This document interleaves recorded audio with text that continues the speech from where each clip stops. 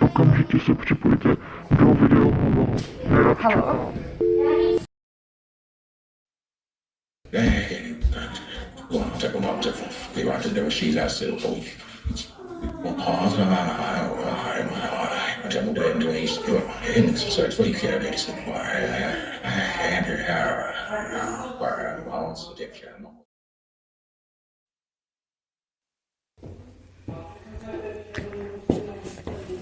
Dobrý den.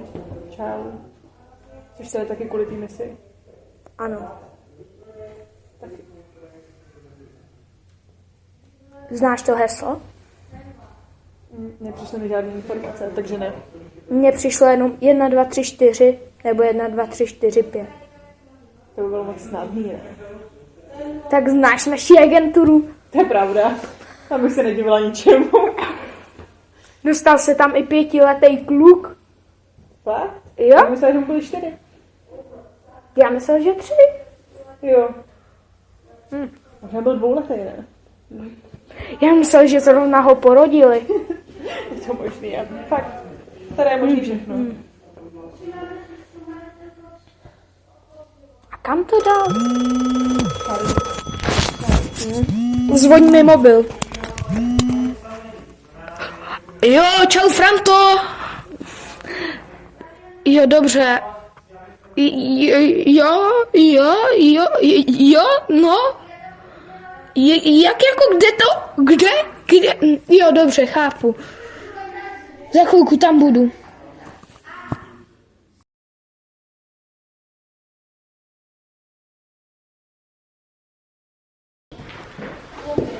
Byla to ta druhá skřínka, že jo?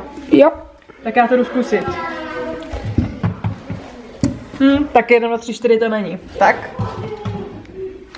Něco to udělalo.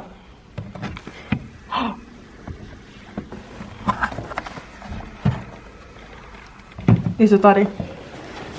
Musíme to teď doručit agentovi K. Tak jdeme.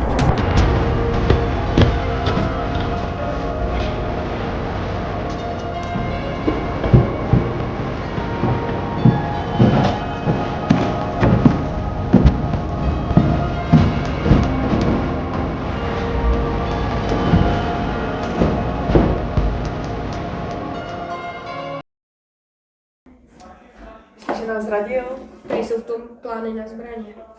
tak kdyby to chtěl, tak si to vyzvedne, ne? Spíš potom jde někdo jiný. Tady jsou v tom docela velký prachy v tom průmyslu.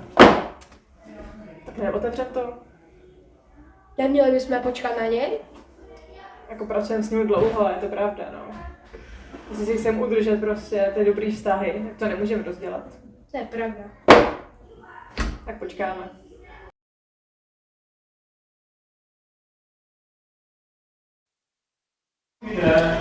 Tak tady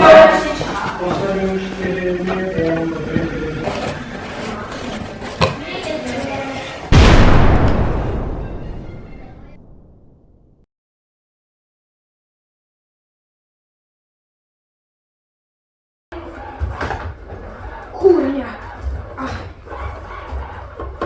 počkej. Není nám to agentka, Počkej. ale Mám takový tušení, že je. to je ale